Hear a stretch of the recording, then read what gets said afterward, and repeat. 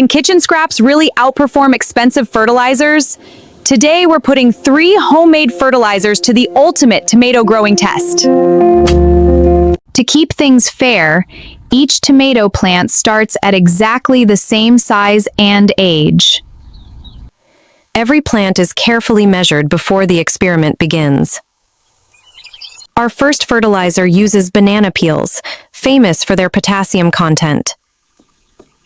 After soaking for several days, the nutrients begin moving into the water. Our second fertilizer uses crushed eggshells loaded with calcium. Tomatoes need calcium to help prevent blossom end rot. Our third fertilizer comes from nutrient-rich compost tea.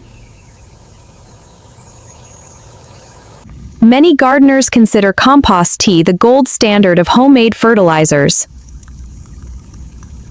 Now it's time to find out which one delivers the biggest results. Plant A receives Banana Peel Fertilizer. Plant B receives Eggshell Tea. Plant C receives Compost Tea. After 1 week, differences are already starting to appear. The banana peel plant develops noticeably larger leaves. The eggshell-fed tomato develops a stronger main stem. The compost tea plant appears bushier and fuller.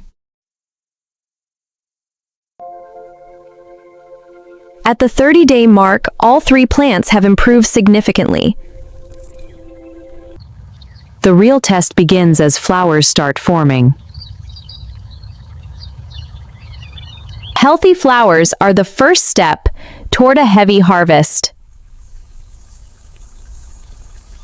Now the plants begin producing their first tomatoes. Banana fertilizer seems to encourage larger developing fruit. The eggshell plant produces exceptionally healthy tomatoes. The compost tea plant appears to be carrying the most tomatoes. After 2 months, it's finally harvest day.